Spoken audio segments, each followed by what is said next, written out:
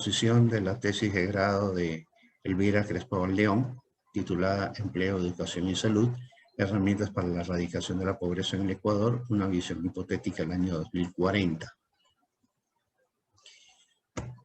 Tesis que responde a los siguientes objetivos. Como objetivo general, se apunta a determinar el impacto de la inversión productiva y social en la generación de empleo productivo y modelos sostenibles de salud y de educación que contribuyan a la erradicación de la pobreza en el Ecuador hasta el año 2040. Los objetivos específicos son los de evaluar las políticas seguidas en el Ecuador en materia de pobreza a la luz de indicadores de empleo, educación y salud que han tenido seguimiento en los últimos 70 años dentro del marco demográfico del país. Como segundo objetivo, se plantea reformular una estrategia de erradicación de pobreza construida sobre indicadores cuantificables y objetivos. Y finalmente, se busca analizar la importancia de la inversión productiva, de la educación y de la salud con propósito de crecimiento en las estrategias de desarrollo económico y erradicación de la pobreza. Esto dentro del marco de distintos países que se han estado analizando. La hipótesis es el empleo adecuado durante el periodo analizado refleja tasas de crecimiento inferiores a las de la población económicamente activa debido a la baja productividad de la inversión que, alimentada por la insuficiencia en el alcance y contenido del sistema de educación, así como insuficiencias en el sistema de salud, han incidido en la brecha persistente entre el empleo global y el empleo adecuado. El marco teórico es básicamente los modelos de Domar y Harold y el modelo de Solon. Son dos modelos keynesianos que observan la economía de forma dinámica en el largo plazo. El marco conceptual, la pobreza, el empleo, educación y salud, son los términos en torno a los cuales se desarrolla este trabajo. La metodología de la investigación, se sigue un enfoque mixto, método deductivo, análisis de investigación, nivel explicativo, no es experimental. La técnica es la revisión documental y los instrumentos son las fuentes oficiales secundarias de información demográfica, social y económica disponibles. Enfrentamos el problema del desempleo o del empleo adecuado. Normalmente siempre enfrentamos y hablamos del desempleo. Sin embargo, en Ecuador las cifras son sorprendentes. Del año 2007 al año 2020, el desempleo se ha mantenido por debajo del 10%, admirablemente por debajo del 10%. Inclusive el año 2020, año de la pandemia, año de cierre de empresas, el desempleo no ha subido más allá del 6,6%. La razón de esto es simple. La inmensa cantidad de categorías que se crean en torno a lo que podríamos llamar subempleo o empleo no pleno, de alguna manera apuntan a disfrazar una cifra que realmente no refleja la realidad. En ese sentido, metodológicamente, hemos seguido un camino distinto. No observar el desempleo, observar la antítesis, es decir, el pleno empleo, y ver cómo ha evolucionado en los últimos años. Y aquí es sorprendente que descubrir que el pleno empleo, al menos entre el 2007 y el 2020, jamás ha pasado del 49%. El punto más alto fue el año 2014, con 49,3%. A partir de ese momento se destapa la crisis y el empleo pleno comienza a caer en picada hasta llegar el año 2020, en plena pandemia, al 32,1%. ¿Hacia dónde se van estos trabajadores que ya no están trabajando en el sector formal? Pues definitivamente no parece ser absorbidos por el desempleo. Es lógico. Las personas no se dejan morir de hambre y se ponen a hacer cualquier tipo de actividad para apoyar a su familia, para poder llevar el pan diario a la casa. Y entonces, las cifras que recogen esta crisis en el pleno empleo son precisamente las del empleo no pleno o subempleo, que comienzan a subir justamente a partir del año 2014, si ustedes se dan cuenta, y llegan el año 2020 a significar el 54,6% de la población. Aquí estamos viendo del año 2007 al año 2020, pero veamos qué ha pasado desde principios del siglo.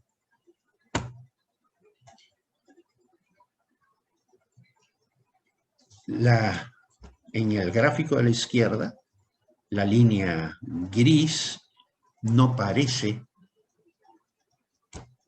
tener una gran inclinación, y es esta precisamente la que nos representa el pleno empleo.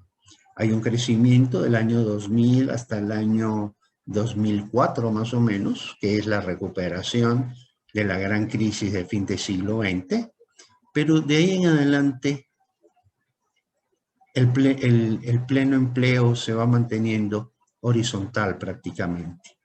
Hay un despegue, más o menos por el año 2010, ya lo habíamos visto, hasta el año 2014, y de ahí viene la caída.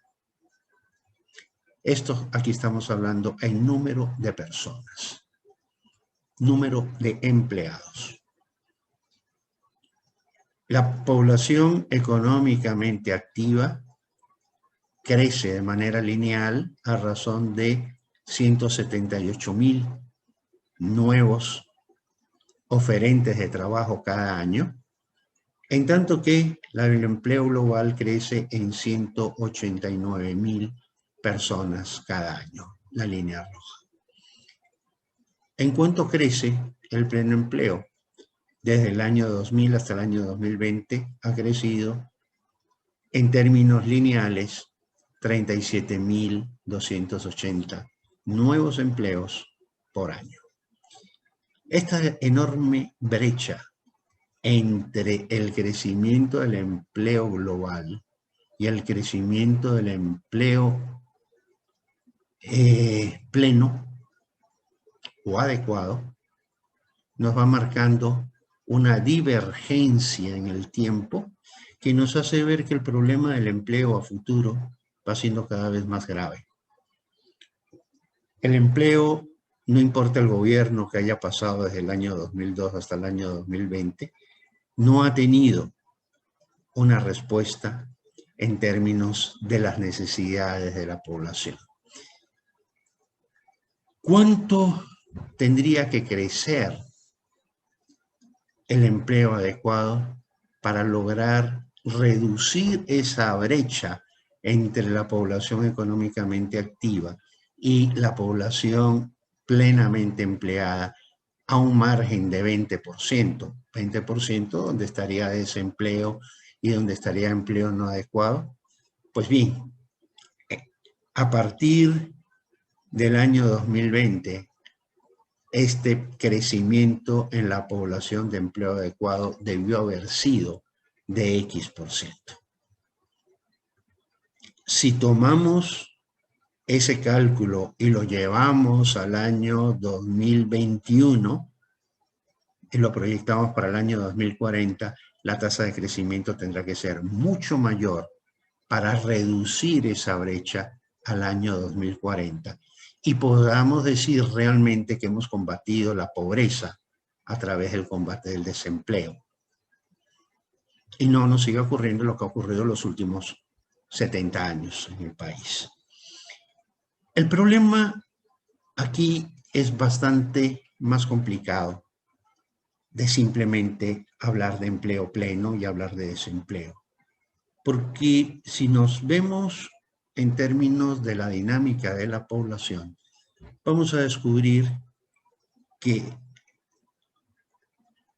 el problema tiene raíces bastante más profundas. Aquí tenemos la evolución de la población total del Ecuador del año 1950 al año 2005. Si observamos la población entre 1950 hasta más o menos el año 2000, vamos a tener un crecimiento exponencial. Es decir, una población que crece de manera acelerada con una pirámide poblacional muy amplia en la base, una gran cantidad de población joven, población vieja muy reducida y una población joven que comienza a ascender y comienza a presionar el mercado de trabajo. Este debió haber sido el momento más adecuado para hacer crecer el país usando sus recursos humanos mediante la capitalización, mediante la inversión. Es el momento que utilizan otros países como Nueva Zelanda para colocarse donde está hoy en el sitial que está. Es el momento que utiliza Corea, es el momento que utiliza Singapur, pero no es el momento en que vivimos ahora. Ahora vivimos en un momento dentro del cual el crecimiento de la población comienza a proyectarnos una forma de alguna manera logarítmica. Es decir, la población sigue creciendo pero a ritmos cada vez más lentos. Entre el año 2000 y el año 2021, la población total pasará de 17.600.000 a 21.700.000. Estamos hablando de un crecimiento de 4 millones de habitantes. A partir del año 41, esa velocidad de crecimiento será mucho más lenta y alcanzará apenas los 25 millones, más o menos por el año del año 2080, a partir del cual la población comenzará a caer. ¿Cómo estará estructurada esa población? ¿Cómo está hoy estructurada y cómo se estructurará a futuro? Para ello, veámosla en sus tres capas fundamentales.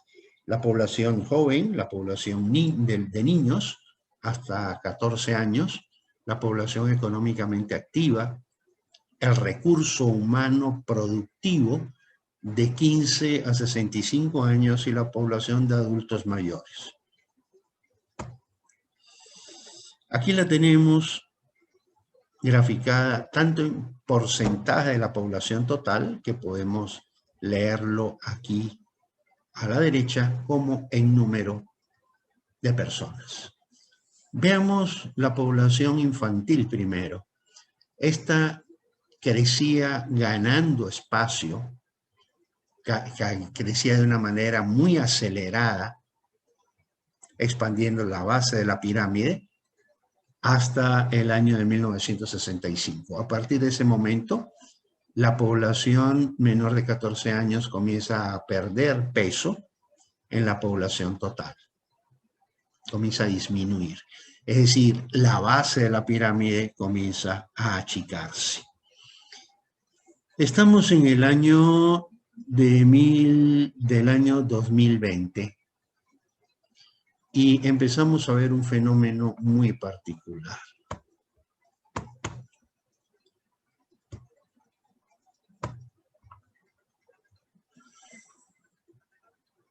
Entre el año más o menos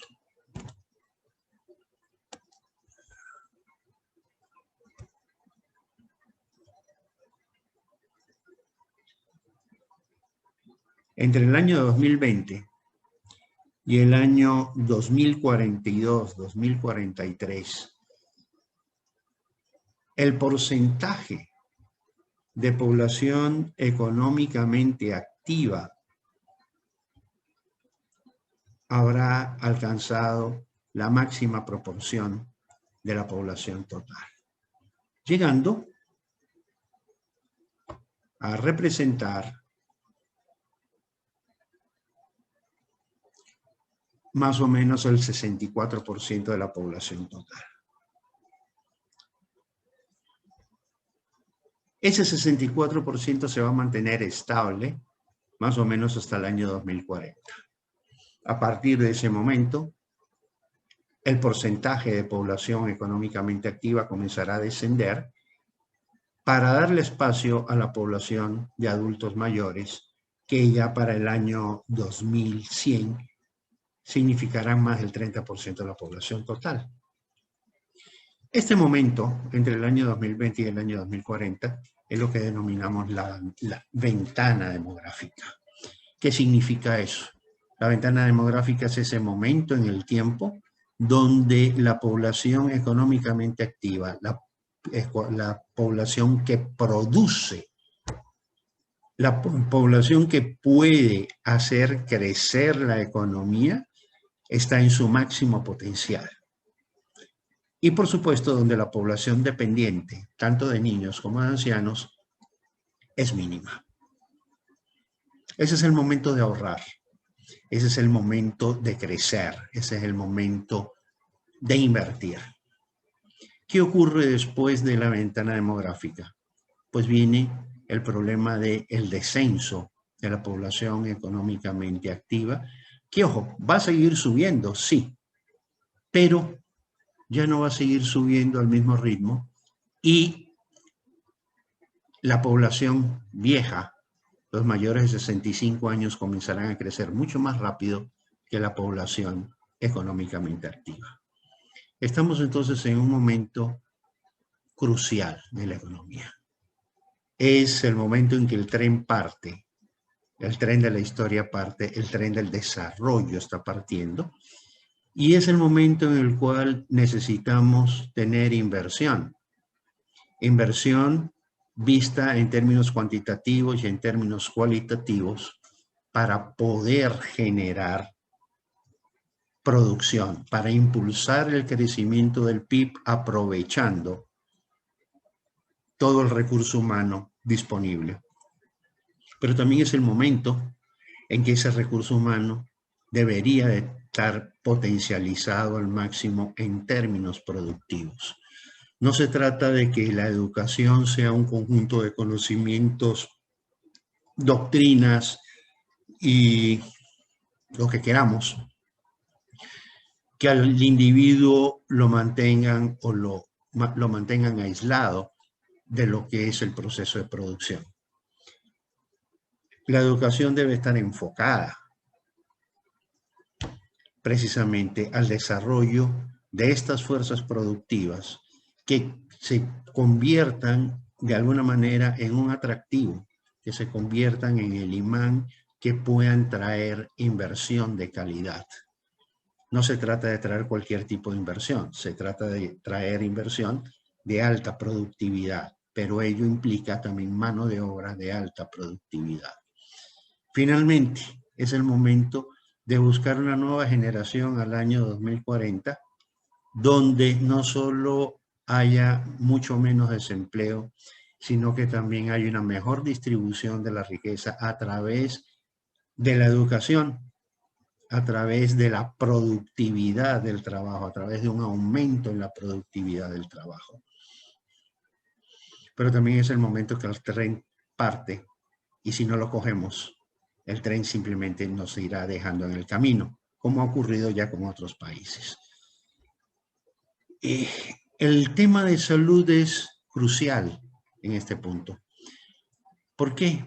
Porque la apuesta que podríamos hacerle es que las nuevas generaciones, bien entrenadas, bien empleadas, con buenos ingresos, ayuden a la redención de sus mayores, de la pobreza. Pero para ello necesitamos una niñez sana, una niñez con todo su potencial productivo al máximo. Y ahí enfrentamos entonces los problemas de desnutrición infantil y de desnutrición crónica, que en el Ecuador ataca básicamente al 25% de la población infantil. En otras palabras, 1 de cada 4 niños que nacen en el Ecuador actualmente están sufriendo de desnutrición y de ellos casi 4 están sufriendo de desnutrición infantil aguda. Vamos a ver las cifras. Bueno, las pirámides ya las estuvimos describiendo. La pirámide se va achicando conforme va pasando el tiempo. Se va abriendo. Esta es la pirámide del 2040, donde nos muestra el grueso de la población entre los 65 y los 15 años. Es donde se está acumulando el grueso de la población. De aquí en adelante se seguirá estrechando en la base y se comenzará a abrir en la parte de arriba.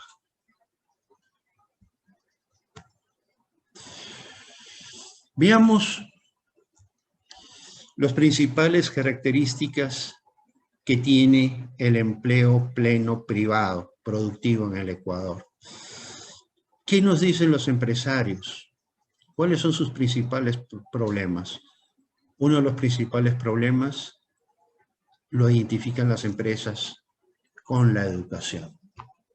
Claro, hay otros problemas, ¿no es cierto? Que la burocracia, que el sector informal, etcétera, etcétera, etcétera. Pero la mayoría de las empresas plantean la educación como el principal obstáculo para poder crecer. No hay mano de obra adecuada, no hay mano de obra formada para producir. Claro, el resto de América Latina es el 31,9%, Ecuador aparentemente solamente es el 22,3%.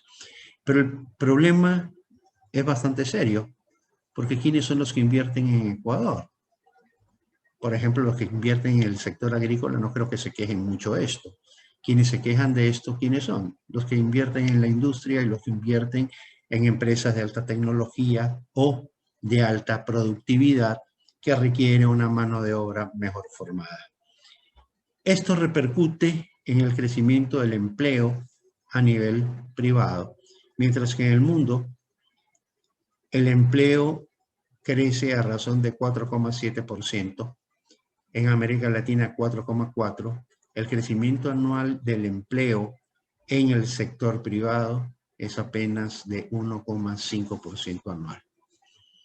Y eso nos explica precisamente el por qué esa curva de pleno empleo se muestra prácticamente estática, sin conexión alguna con el crecimiento del PEA.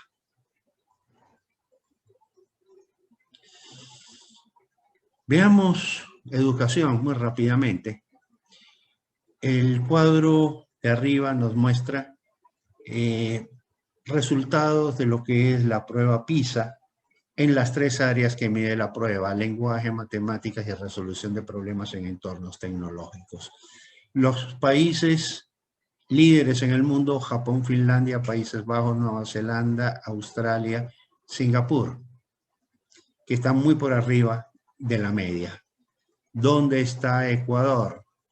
En el caso del lenguaje, se encuentra en 196. Cuando hablamos de lenguaje, estamos hablando de comunicación, de facilidad para comunicar. 196 sobre un promedio de 262. En cuanto a la media en matemáticas, estamos hablando de 185 sobre una media de 162.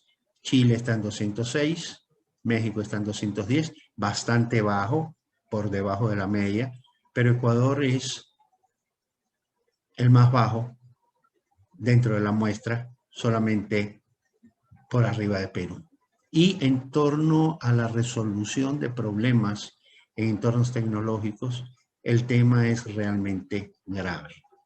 Un país como Nueva Zelanda, que en 1985 comienza a crecer, comienza a ganar espacio cambiando su modelo de desarrollo, atrayendo inversiones.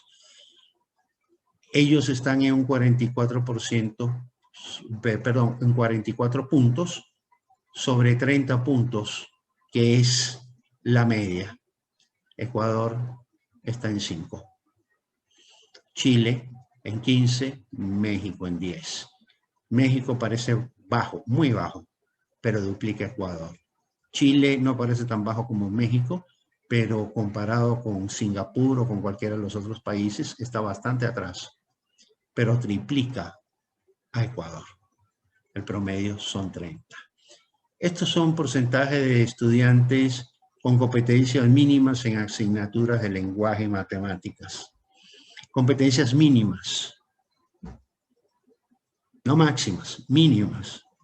Pues bien, solamente el año 2018 en lenguaje se pasó el 50% y en matemáticas el porcentaje más alto se lo logra también en 2018 con 48%. No se logra ni siquiera al 50%. Finalmente, en salud hablamos de desnutrición. Para 1985 la desnutrición crónica era del 40,2% en niños menores de 5 años. Ese porcentaje ha ido bajando. El 2014 era de 23,9 y en este momento es de 23. Pero 23 sigue siendo casi 1 de cada 4 niños es desnutrido. El cuadro de abajo es lapidario. Para 1986 el 2,4% de los niños tenían malnutrición aguda. Baja al 2004, el 2001, sube el 2012 al 2,4. 2014 ya había bajado al 1,6, para el 2018 repunta al 3,7, casi 4%. Bueno, mortalidad infantil, razón de mortalidad, podemos irlo saltando. Conclusiones.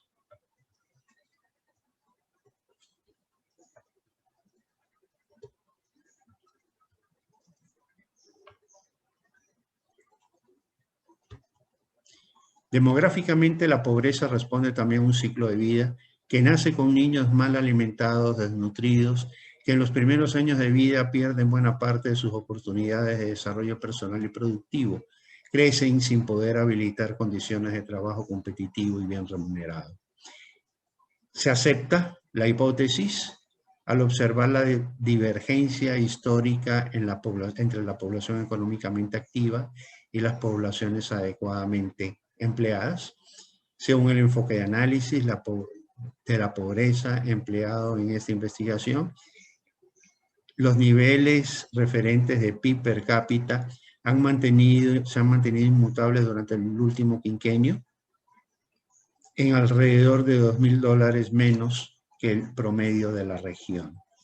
La construcción de una estrategia de desarrollo no consiste en una receta o un manual aplicable a todo tipo de economía. Sin embargo, una característica